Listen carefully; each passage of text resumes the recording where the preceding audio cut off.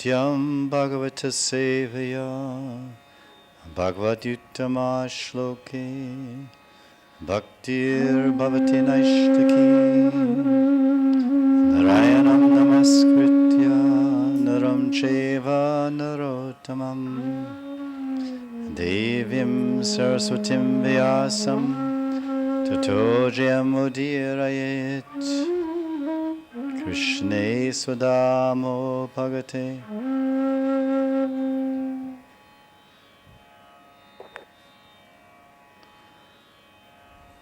Krishne Swadamo Bhagate Dharma Kinadi Bisaha Kalo Nashta Drisham Mesha Puranarko Danoditaha Srimad Bhagavatam Puranam Amalam Dyad Vaishnavanam Priyam Yasmin Paramahamsyam Ekam Amalam Jnanam Param Giyate Tatra Jnana Viraga Bhakti Sahitam Naishkarmyam Avishkritam Tachinvan Supatan Vicharana Pro Bhaktya Vimuchyan Naraha Shlokam Tadardam Va Param Padardameva Va Shadavanyo Nushinayat Punatyat Manameva Saha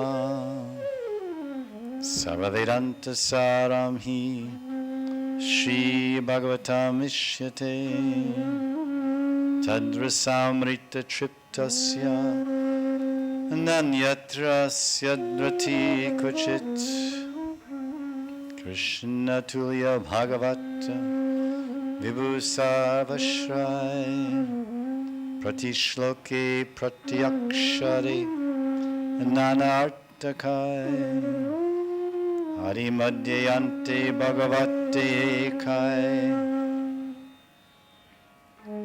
Vishnu Bhakti Nityasada Akshaya Avyay Premamaya Bhagavata Krishna Shriyanga Tahate Kahena Jata Gopya Krishna Ranga Vandeham Shiguro Shiyuta Parakamalam Shigurun Vaishnavamscha Shirupam Sagrajatam Sahagana Ragnatanvitam Tam Sajivam Sadvaitam Savadutam Purajana Sahitam Krishna Chaitanya Devam Shri Radha Krishna Paran Sahagana Lalita Shri Vishakanvitamscha Namo Vishnu Padaya Krishna Prashtaya Bhutale Srimate Bhaktivedanta Swamin Nitti Namane Namaste Saraswati Deve Gauravani Pracharane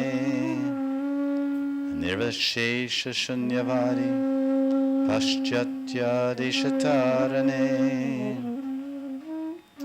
Radhasamukha Samsaktim Saki Sangha Nivasinim Tamaham Satatam Vande Guru Rupam Param Sakim In Kali Rupa Sharirana Dharata Tan Braja Prema Mahanidhi Kutarika Kon Kapato Gadata Shirup Shri Sanatan Bhatta Raghunath Sri Jiva Gopala Bhatta Dasa Raghunath Echai Gosair Kari Charana Vandhan Jahoite Bignanash Abhishta Purana Vanchakalpatarubhyascha Kripasindubhaivacha Patitanam pavanebhyo Vaishnavebhyo namo namaha Ananda Lila Maya Vigrahaya Hemavadivyach Chavisundaraya Tasme Mahaprema Rasa Pradaya Chaitanya Chandraya Namo Namaste Balavi Varanam Boja Malane Nirtishalane Nama Pranatapalaya Sri Krishnaya Namo Namaha Shriman Rasarasarambi Vamshi Vattatatastitaha Karshan Venuswaner Gopir Gopinata Shriyestunaha Mahabhavasarupatvam Krishna Priya Variyasi Prema Bhakti Prade Devi Radhike Tvam Namam Yaham Bhajami Radham Aravinda Netram Smarami Radham Madarasmitasyam Vadami Radham Karunabharadram Tato Mamanyasti Katirna Kapi Om Namo Bhagavate Vasudevaya Om Namo Bhagavate Vasudevaya Om Namo Bhagavate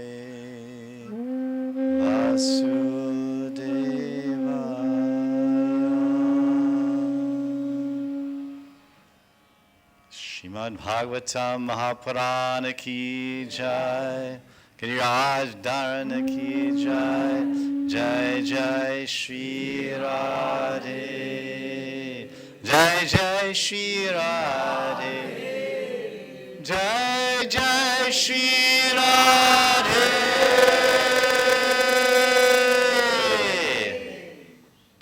Sham. Reading from the 10th canto of Srimad Bhagavatam, Bhagavad Gita. The Ras Leela, the crest jewel of all the Srimad Bhagavatam, chapter 29 through 33, 5 chapters of the essence of love and Krishna Prem, Ras Panchadhyaya, discussing verse 10:29-4. Nishamya Gitam Tarananga Vardhanam Brajastriya Krishna Grihita Manasaha Ajagmuranyonyam Alakshitodyama Sayatra Kanto Javalola Kundala. When the Brajagopis heard Krishna's flute song, which arouses romantic feelings, their minds were enchanted by Krishna. All the gopis ran to the place where their lover was waiting, each unknown to the other. They were moving so quickly that their earrings were swinging back and forth as they ran down the footpaths of Vrindavan to meet their beloved on Prem Avisar. We've been discussing Brajastriya Krishna Grihita Manasa, Yesterday we were describing this word Krishna, how it's the perfect word to describe Bhagavan. His greatness, his power, and his sweetness. We concluded by saying that Krishna is so sweet, Madhurya Purushottam. He's famous for his sweetness. Acharyas say that other Vaishnavas, they worship their Ishta, they worship Ram, they worship Vishnu, or they worship Krishna and Goloka. But the Gaudiya Vaishnavas, they worship the sweetness within Krishna. Someone may worship a gulab jamun, but actually what makes the gulab jamun special is the sweetness within it. You simply worship the gulab jamun and don't eat it and don't chew it and swallow it, then you'll never understand how sweet is that gulab jamun. So how sweet is this gulab jamun Bhagavan? This gulab jamun Bhagavan Sri Krishna, Madhurya Purushottam. Krishnadas Kaviraj, in the Chaitanya Charitamrita, he has one shloka, Bengali shloka, to explain the greatness of Krishna from both angles. His Aishvarya, Bhagavan Krishna's Aishvarya, wealth, opulence, grandeur, power, omnipotence. And Krishna, Bhagavan Sri Krishna's Madhurya, the sweetness, the essence. And he says, Sarva Karshan, Sarva Karshaka. And then he says, Sarva Aladaka, Apanare Bale Kare Sarva Vismaran. He says that Krishna has so much attraction, Sarva Karshaka. He has all Karshan, all attraction, Sankarshan, Samkarshan. And he has all Ladaka. Ladaka means Ladini, bliss, love, joy, ecstasy. All of it, unlimited, within him. And these two qualities combined, Krishna's Aishvarya and his Madhurya, his Karshaka and his Ladaka, as he's telling in Bangala Bhasha, creates Vismaran. Vismaran, complete forgetfulness. Vismaran, without remembrance. One forgets everything. If one contacts the sweetness of Krishna, contacts his omnipotency. And in Vrindavan, Krishna shows the greatest power, the greatest karshaka, the greatest omnipotency. He attracts the personalities that enter into Vrindavan Leela, into Krishna's Leela and Bhoma Vrindavan. They come from all over the universe. That's karshaka. The personalities that enter Krishna's Leela, they come from different yugas to come at the end of Dwapar Yuga to take part in Krishna's Leela, Dwarka Leela, and his Vrindavan Leela, Mathura Leela. They come as sages and rishis from millions of years ago. How much karshaka Krishna has. He attracts and pulls sages and rishis from millions of years ago to come to Vrindavan and do tapasya for thousands and millions of years and births to attain a birth in Vrindavan in Krishna Leela as gopikas. The Dandakaranya sages that saw Ramchandra in Treta Yuga long ago, they became attracted and they entered Vrindavan in Dwapar Yuga and took birth as gopikas, sadhana siddha gopikas. And the great Shrutis, the personified Vedas that have been existing since time immemorial, they were sarva karshika to Krishna. Because of his power, they were attracted to his power. No, they were even worshipping Bhagavan as powerful, as the Paramatma, as Brahman.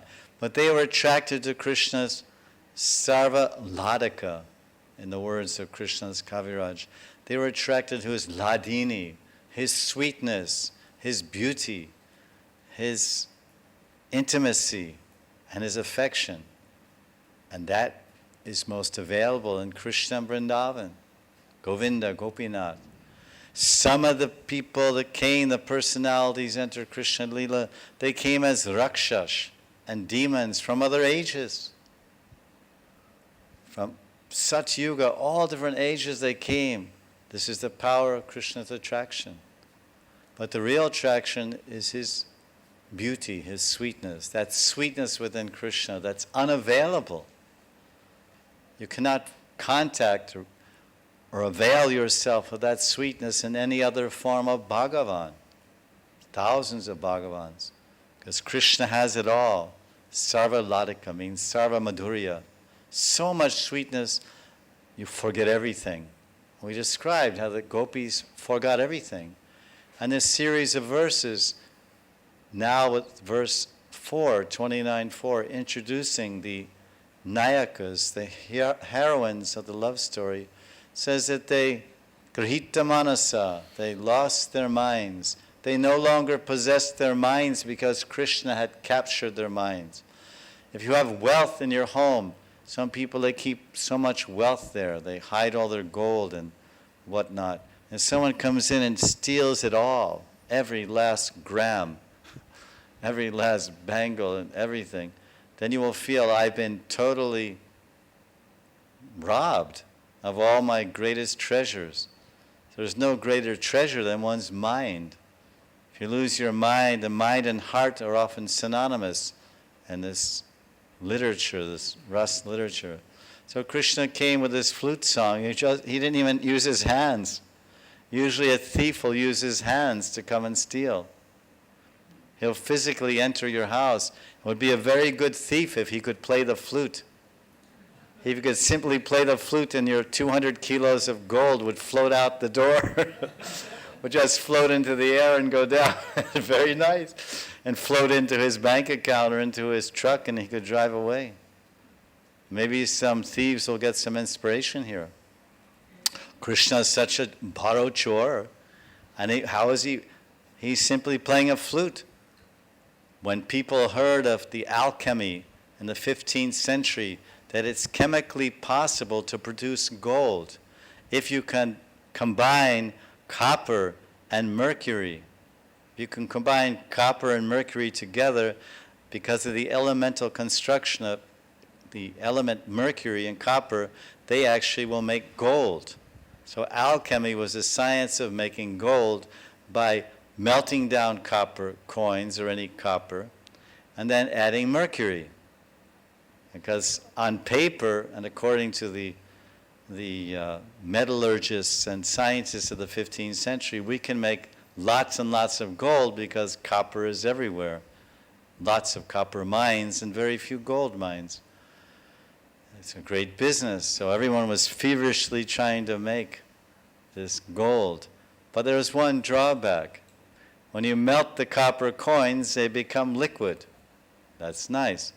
But when you add the liquid mercury into that boiling molten copper, then that temperature at which they have to be to bind together, the mercury evaporates.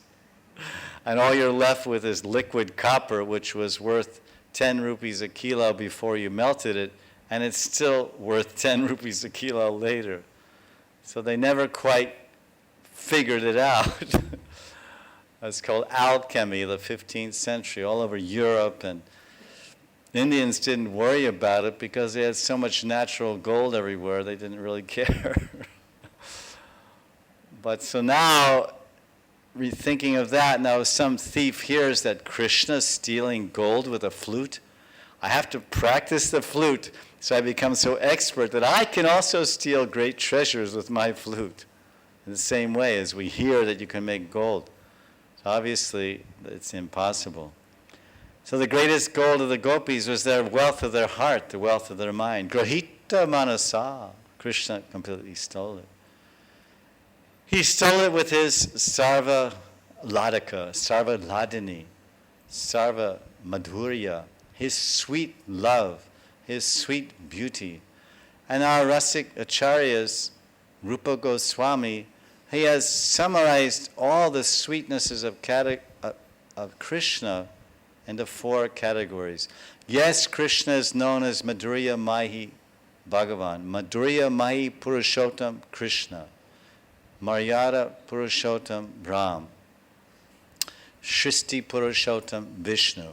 These are their outstanding characteristics, creation, establishing law and dharma of Ramchandra. Then Krishna is Leela Purushottam, Madhurya Leela Purushottam Sri Krishna. Bhagavan Sri Krishna, he plays the flute. He plays the flute and he plays with cows and he plays with his friends and he plays with his girlfriends. He plays with his mother and he plays with the elderly gopis. He plays with the animals and he plays with the birds. He plays. He's a playful Lord. He's the Lord of play. And this whole Brajamandal Vrindavan is the land of play. There's no work here. There's no law and order here. If by chance, once in a while, some Rakshas, some demon comes to disturb the play, then Krishna invokes Vishnu. Because Krishna is Sarvavatari, Bhagavan. He calls, oh Vishnu, come on now, stop sleeping in my heart. Chaturmasya is over. Chaturmasya is over. You've been doing Shayan Leela for 4 months.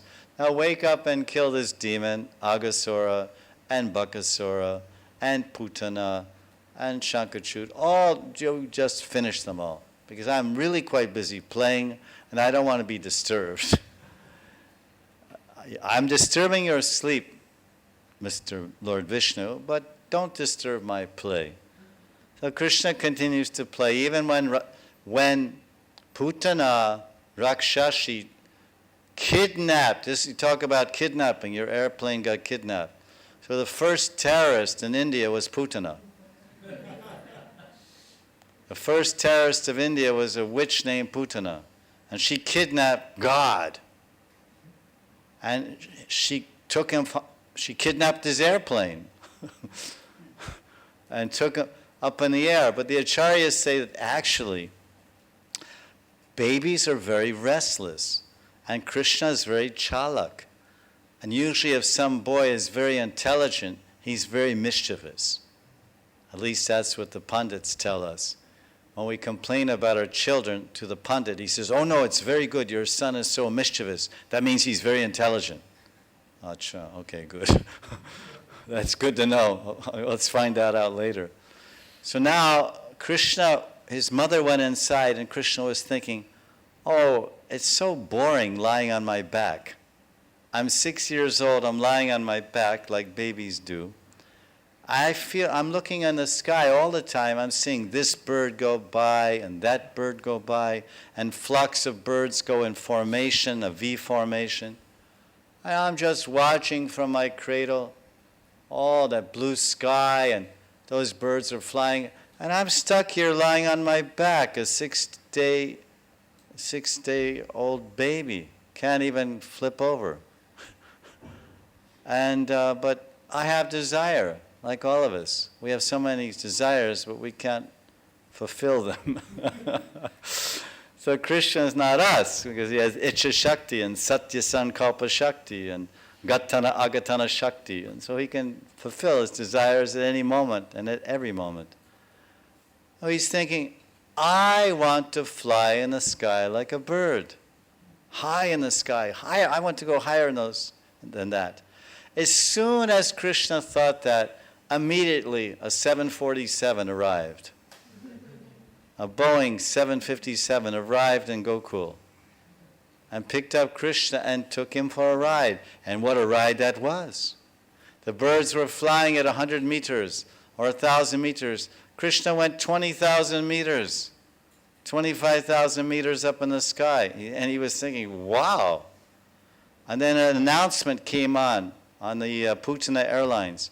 Please, passengers, fasten your seatbelt. We're entering some turbulence, so please forgive us for the inconvenience. So then Krishna held on. He held on to the neck. He held onto the neck of this witch and continued to suck the milk from her breasts, which were so laden with milk. And then he came to understand, oh, this is so much fun. Krishna's flying in the sky. He's looking down. Oh, there's Jamuna. There's Giriraj. There's Barsana. Oh, can I see Radharani? No, maybe I can't. Oh, there's Raval. There's Gokul. I can see the Goshala. I can see Nanda Baba's palace. I can't see Nanda Baba because he's so high in the air. Everyone's so small. And then all of a sudden, this Rakshashi, she's started to try to kill Krishna. And Krishna was thinking, what kind of airline is this? I'm going for a ride and now the stewardess tries to kill me. The stewardess tries to kill me. This is not a good idea. Listen, Putana. So then Krishna wants to fly in the sky in Putana. This is what our acharyas tell us in the tikas of Bhagavatam. And Putana is disrupting the ride, this bumpy ride, and he has to fasten his seatbelt. It was going so smoothly before. And Krishna said, hey, Vishnu, Hari, come out and do something, will you? Stop lying on Ananta Shesh all the time. So then Vishnu came out and to finish. And then the plane suddenly went, and it landed. Putana landed. What an airplane she was. When she landed, by some coincidence, because she was so vast, it was a huge airline, that airplane of Putana, the Putana Airlines, that was kidnapped with that one passenger, Krishna, was 18 kilometers long. 18 kilometers long airplane. Now that's a supersonic airplane. And then when it landed, it didn't land in Vrindavan because the trees are sacred. And we don't want to kill any trees. And least of all, Krishna did not want to destroy any of his vans. So somehow or other, it's told by Vishwanath Chakravarti Thakur, that when this Putana Airlines crashed with the one passenger, Krishna, on board, the airline, Putana's body, landed in a mango orchard, a huge mango farm. And wouldn't you know it, that mango orchard was owned by King Kans. That mango orchard was outside of Mathura and was owned by King Kans, full of ripe mangoes. So when Krishna landed there, then he said, wow, this is wonderful. The mangoes are blossoming.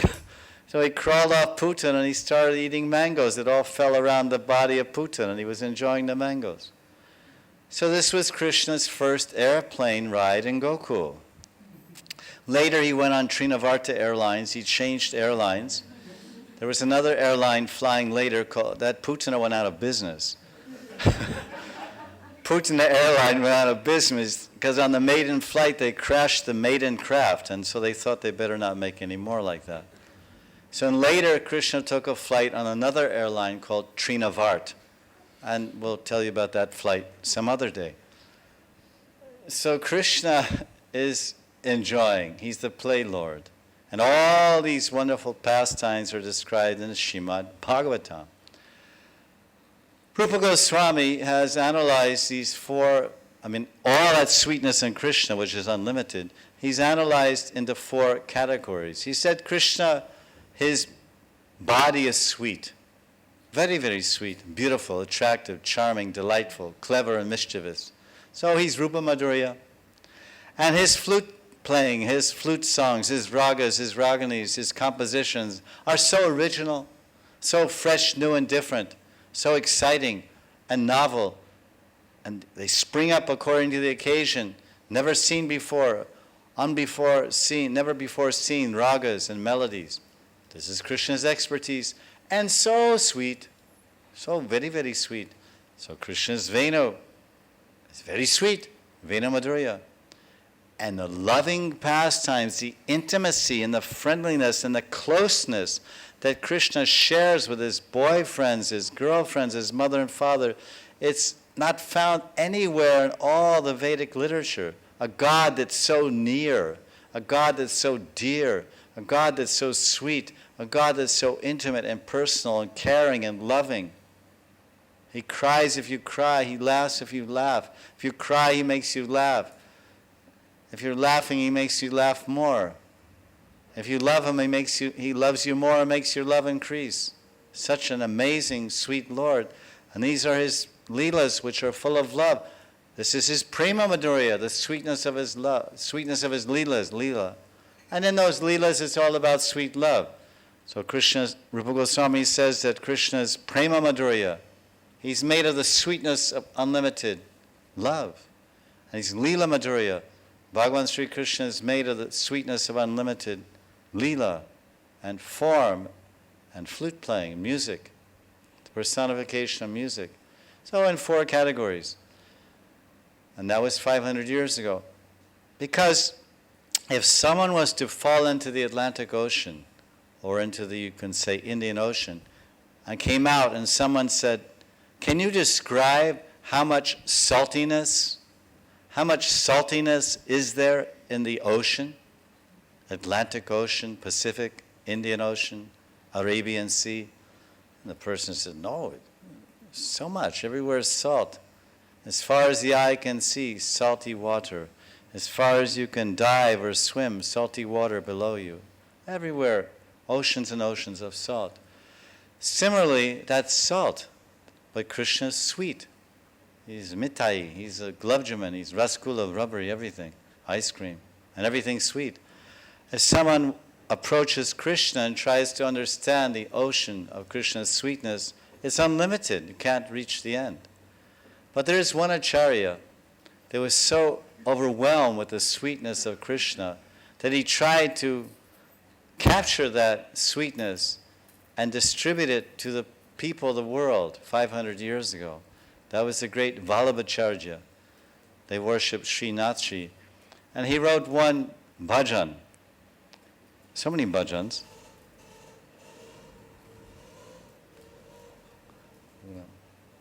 Throughout this translation and bhajans, maybe 5-10 minutes. Ameya, don't go like.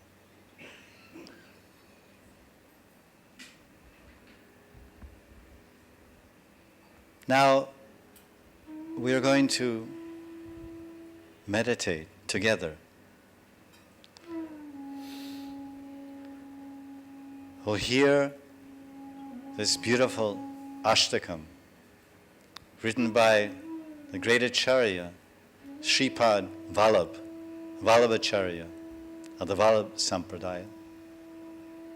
Because he loves Krishna, he loves Gopal, he loves Radha and Krishna. And he tried to explain the sweetness of that Krishna, whom he loves. And being a Sanskrit Pandit, scholar and great devotee, he turned to the language he knows of Sanskrit and wrote the Madhurashtakam, Ashtak, 8 verses to glorify Madhurya Purushottam Krishna. Vrindavan, Madhurya Purushottam Krishna. Many of the great singers of India, they of course sing this Ashtakam and recite it with all beautiful music and wonderful virtuoso voices. We can't do that. We are not talented like that. But we find the meaning is so deep, and the meaning and the translation in English so very, very sweet.